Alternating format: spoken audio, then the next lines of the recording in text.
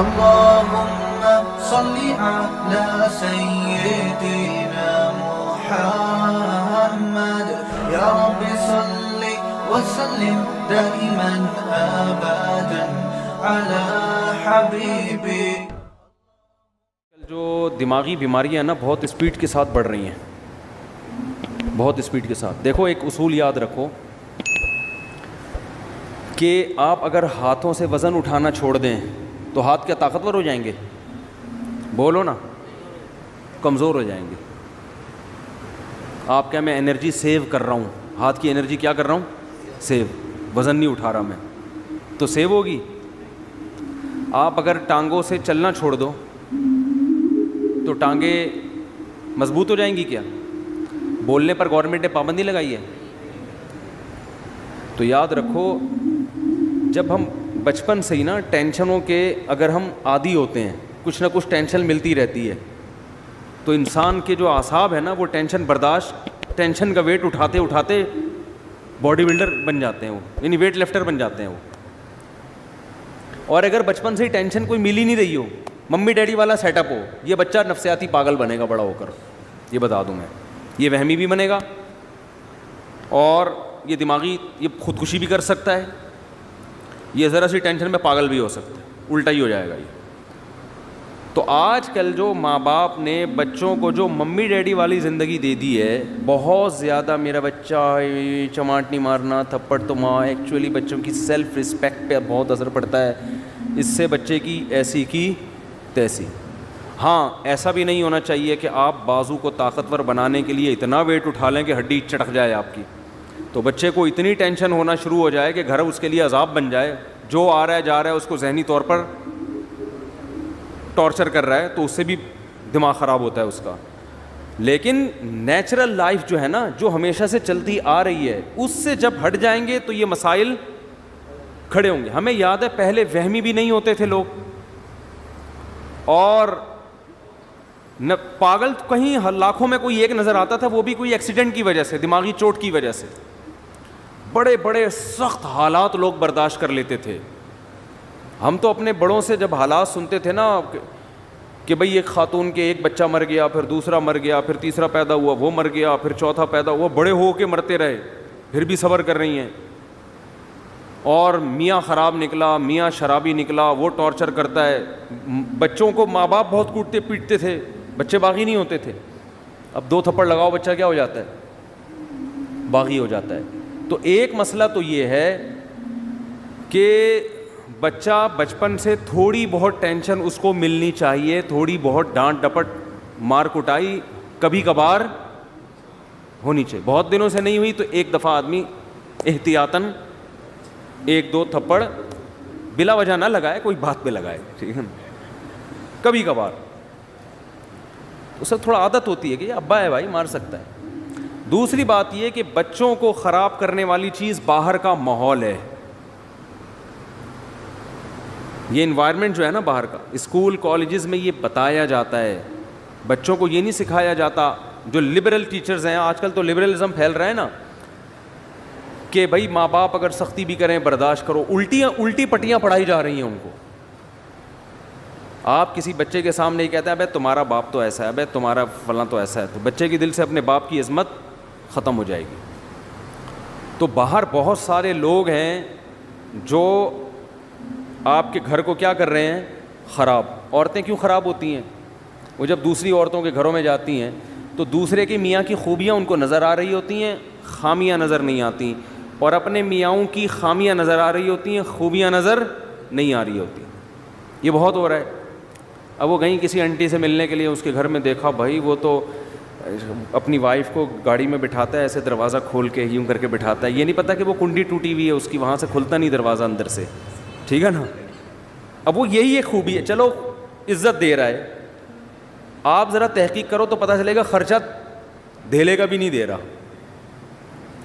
مجھے کبھی پچھلے ہفتے ایک فیملی کا میٹر سامنے آیا کہ خاتون نے کسی نے بتایا کہ وہ شوہر اس خاتون کو بہت عزت دیتا ہے, بہت رسپیکٹ کرتا ہے اپنی وائف کو. دیکھیں ایک وہ شوہر ہے, اتنی رسپیکٹ, اتنی عزت, اور اتنی اس کے غم میں شریک ہوتا ہے, اس سے اپنی باتیں شیئر کرتا ہے. اور ایک ہمارے میاں ہیں, وہ خاتون بتا رہی ہیں مجھے، ایک ہمارے میاں ہیں.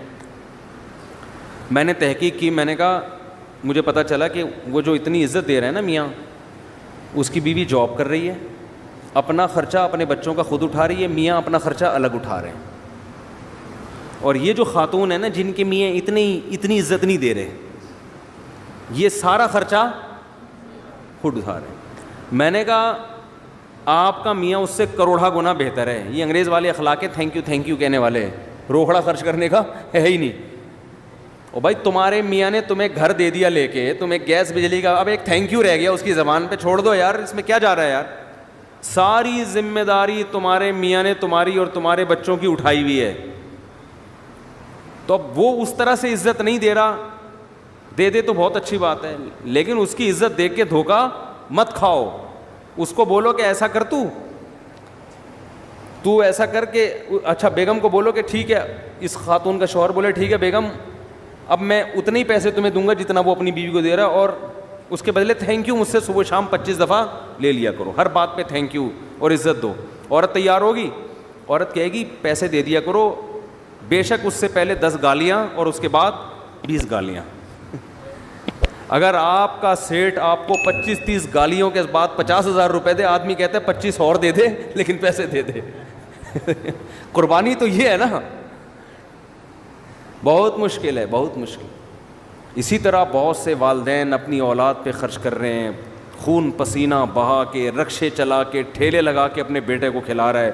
بیٹا 1-2 تھپڑ سے بدگمان ہو جاتا ہے کہ میرا باپ مجھے مارتا ہے، میرا باپ مجھ سے کٹائی کی تھی.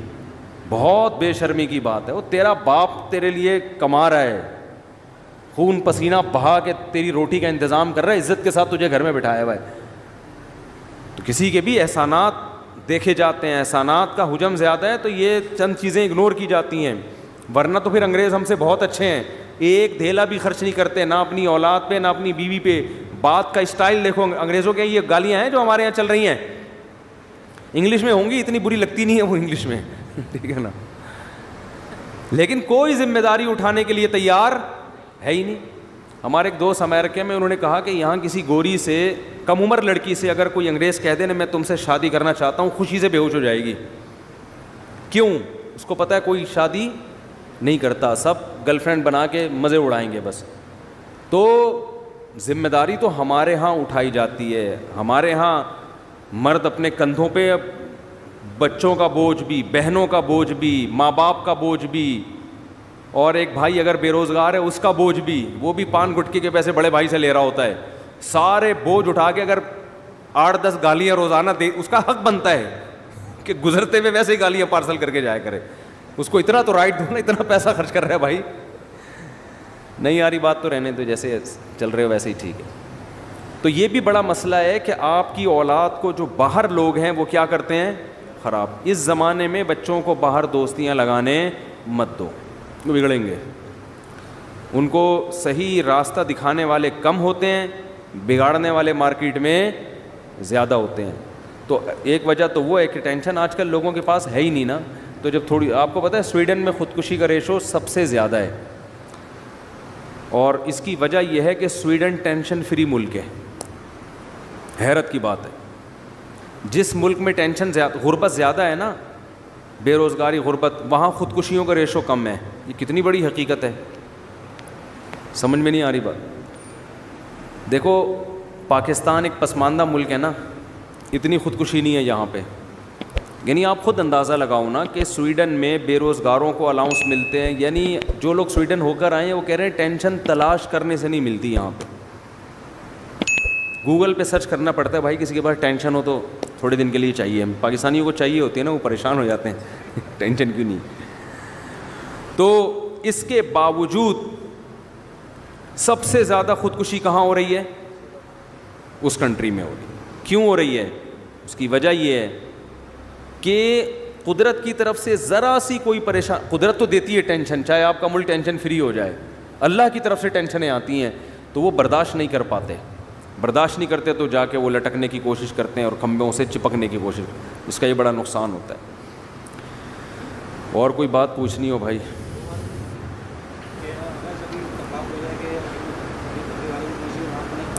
دیکھو بات کسی مسلک کی نہیں ہے. جس کا عقیدہ شرکیہ ہے اس کے پیچھے نماز جائز نہیں ہے.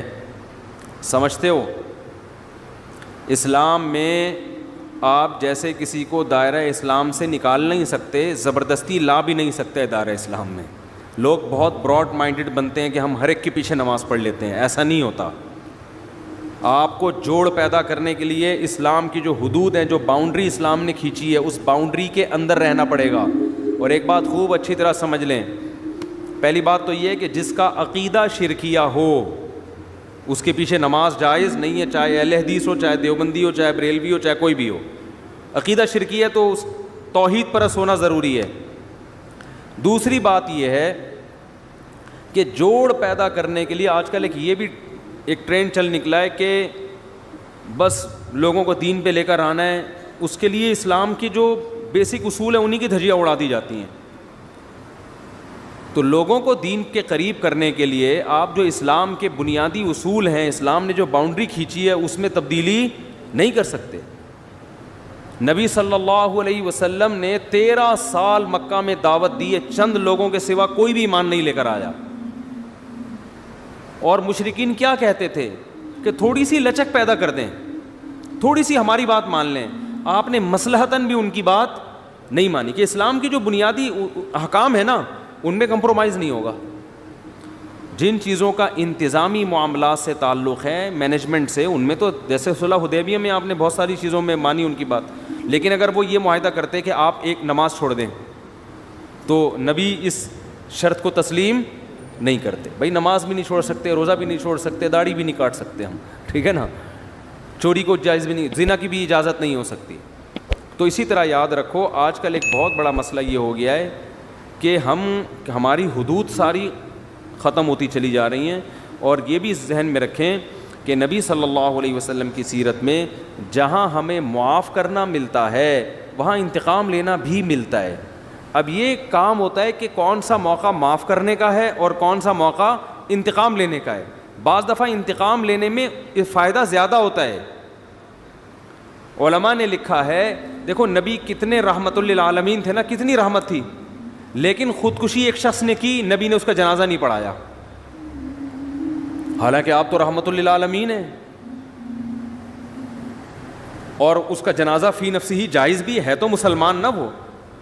علماء کہتے ہیں, اس حدیث کی روشنی میں علماء کہتے ہیں کہ جو خودکشی کرے گا مسجد کا مقتدی رہبر یا کوئی بڑا عالم اس کا نماز جنازہ نہ پڑھائے, بائیکاٹ کرے. لیکن ہم کیا کر رہے ہوتے ہیں یہاں پہ, نہیں بھائی اس کی تعریفوں پہ پول باندھ رہے ہوتے ہیں. وہ جو انڈیا میں ایک لڑکی نے خودکشی کی تھی نا, بہت لوگوں نے ترس کھایا.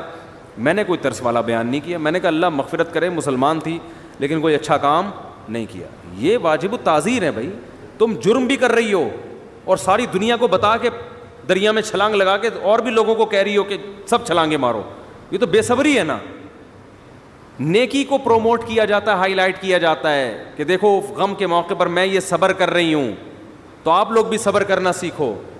عادت نہیں لیکن مجھے ٹینشن اتنی ہو گئی, 2 بوتلیں چڑھا لیا اور ویڈیو بنا کے یوٹیوب پہ ڈال دے. لوگ کہیں یار اتنا نیک آدمی کو یہ اتنا مجبور کر دیا اس معاشرے نے, اس ظالم معاشرے نے اتنے نیک آدمی کو ایسا مجبور کر دیا کہ شراب پی رہا ہے, اس کی ساس پہ مقدمہ ہونا چاہیے. اس داماد کو کس نے ٹینشن دی ہے؟ ساس نے. اس کے سسر پہ مقدمہ, اس کی بیوی کو جیل میں ڈال دینا چاہیے, اس کی ٹینشن ہے. ابے بھائی یہ ٹینشن اس نے دی ہے نہیں دی ہمارے سامنے نہیں, تو جو جرم کر رہا ہے نا تو لوگوں کو گواہ بنا رہا ہے. اب اس انڈیا کی وہ لڑکی کی ساس غلط تھی نہیں تھی ہمیں نہیں پتا, لیکن آپ کا غلط ہونا تو آپ نے خود ثابت کر دیا نا اپنے آپ کو حرام موت مار کے. دیکھو میں اپنے آپ کو اس لڑکی سے بہتر نہیں سمجھتا, قیامت میں شاید وہ بخشی جائے اور ہم لٹکے ہوئے ہوں, لیکن اصول کی بات شریعت کی جو ہے وہ تبدیل نہیں ہو سکتی. جرم کو پروموٹ کرنے کی, ہائی لائٹ کرنے کی اور اس کی حوصلہ افزائی کرنے کی اجازت نہیں ہے. ہم تصویر کے ایک رخ کو دیکھتے ہیں, دوسرے رخ کو نہیں دیکھ رہے ہوتے. ایک بہت بڑا سنگر تھا, جب اس کی ڈیتھ ہوئی ہے تو اس کا جنازہ لایا گیا ہمارے ہاں, ہمارے شیخ حضرت مفتی رشید احمد صاحب کے. حضرت نے انکار کر دیا نماز جنازہ پڑھانے سے, فرمایا میں نہیں پڑھاؤں گا. ہو سکتا ہے چھپ کے بہت دعائیں مانگی ہوں اس کے لیے, بظاہر یہی لگتا ہے اکیلے میں بہت روئے ہوں گے اللہ اس کو معاف کر دے. کھلے عام اس کا جنازہ نہیں پڑھایا, تاکہ عبرت ہو. کوئی اچھی موت نہیں ہے یہ. ہاں کوئی چھپ کے جرم کر رہا ہے, اپنے جرم کو خود ہی چھپا رہا ہے, تو ہمیں بھی حکم ہے اس کو ہم چھپائیں. ایک اپنے آپ کو ایکسپوز کر دیا اس نے, وہ تو لوگوں کو ترغیب دے رہا ہے جرم کی. تو اس لیے بھائی ان چیزوں میں آج بے اعتدالی بہت ہونے لگی ہے, ہم حدود شریعت سے تجاوز کرتے ہیں. مجھے کچھ سنگر لوگ ملتے ہیں کہ ہم نے توبہ کر لی, ہم پہلے ایسے تھے, ہم یوں تھے. تو ٹھیک ہے, بیچاروں نے توبہ کی, اللہ ان کی توبہ قبول فرمائے. لیکن میں ان سے اکثر ایک بات کہتا ہوں کہ یار اپنے ماضی کو بھول جاؤ. ماضی کو, ایک تصویر تو چلو کوئی اپنی محفوظ رکھ لے کہ لوگوں کو ترغیب دینے کے لیے کہ میں ایسا تھا اور ایسا ہو گیا, چلو ایک آدھ اس میں یہ مسئلہ سمجھ میں آتی ہے تاکہ دوسرے گلوکاروں کو بھی موٹیویشن ملے. ہمارے ایک دوست تھے, وہ کہیں ڈراموں میں آیا کرتے تھے, تو پھر انہوں نے توبہ کی, تو انہوں نے مجھے اپنی پرانی تصویر بنائی نا, دکھائی, کیپ پہنا ہوا ہے, کالا چشمہ اور عجیب سی مونچھیں رکھی ہوئی ہیں. اور جب وہ توبہ کیا ایسا, جن کے میں نے 3 شادیاں نہیں, تیسری کروائی تھی شادی, وہ ویڈیو بھی گئی تھی. اب وہ شوبز کی دنیا چھوڑ کے شادیوں پہ سیٹ ہو گئے ہیں. شوبز کی دنیا چھوڑ کر کس پہ سیٹ ہو گئے ہیں؟ سیٹ ہوتا ہے آدمی تو پھر وہ کرتا ہی چلا جاتا ہے, پھر وہ ڈھیٹ بن جاتا ہے. تو میں نے کہا اچھا ہے, وہ جو حرام کاری کا خطرہ تھا وہاں پہ, یہ نہیں کہ سب کوئی غلط کر رہے ہوتے ہیں, میں الزام نہیں لگا رہا. تو کیا نتیجہ نکلا کہ اب انہوں نے اتنا پیارا ان کا حلیہ ہو گیا, تو وہ ایک تصویر انہوں نے رکھی ہوئی ہے, وہ فیس بک پہ بھی ڈالی تھی کہ یہ زیادہ اچھی ہے یہ والی, سب وہ نورانی چہرے کو کہہ رہے تھے ماشاء اللہ ماشاء اللہ. تو ایک تو چلو عبرت کے لیے ٹھیک ہے, لیکن اپنی ساری تصویریں کہ میں ایسے ناچتا تھا, میں یوں کرتا تھا, میں یوں, بھائی یہ تو آپ اپنے گناہ کو کیا کر رہے ہو. آپ اپنے حج اور عمرے کی تصویر سمجھ میں آ رہا ہے کہ میں سردی میں رو رہا تھا. اول تو اس کو بھی ضرورت نہیں ہے, لیکن یہ کوئی پھر بھی ایک سمجھ میں آنے والی چیز ہے. تو اپنے گناہ کی یادگاریں محفوظ رکھنا یہ اچھا کام نہیں ہے. نبی صلی اللہ علیہ وسلم نے فرمایا کہ ایمان کی مٹھاس کا, حدیث کا مفہوم ہے, اس وقت انسان کو محسوس ہوتی ہے جب وہ کفر کی دنیا یا گناہ کی دنیا میں جانے کو اتنا برا سمجھے جیسے آگ میں چھلانگ لگانے کو. اس کو اتنی نفرت ہو اس ماضی کی دنیا سے کہ میں نے کس گند میں زندگی گزار رہا تھا. پھر اس کا مطلب ہے خاندانی توبہ کی ہے اس نے. سمجھتے ہو کہ نہیں سمجھتے ہو؟